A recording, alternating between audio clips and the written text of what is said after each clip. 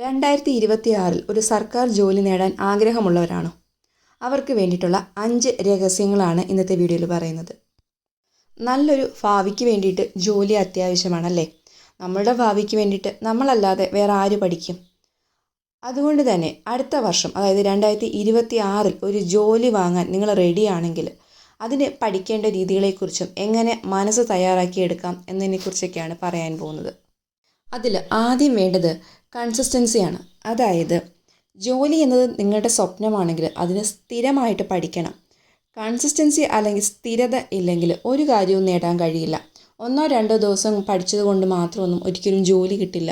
പരീക്ഷയുടെ തലേന്ന് വരെ നന്നായിട്ട് പഠിക്കുന്ന, ഒരു മുടക്കവും വരാതെ പഠിക്കുന്ന ആൾക്ക് ഉറപ്പായിട്ടും ജോലി കിട്ടുന്നതാണ്. അങ്ങനെ പഠിക്കണമെങ്കിൽ, അതായത് നല്ല സ്ഥിരതയോടെ പഠിക്കണമെങ്കിൽ നിങ്ങൾ ആദ്യം ചെയ്യേണ്ടത് നല്ലൊരു ടൈം ടേബിൾ തയ്യാറാക്കുക. നിങ്ങളെ കൊണ്ട് പറ്റാവുന്ന ടൈം ടേബിൾ തയ്യാറാക്കാൻ പാടുള്ളൂ. ചിലപ്പോൾ നിങ്ങളുടെ ഫ്രണ്ട്സ് പഠിക്കുന്ന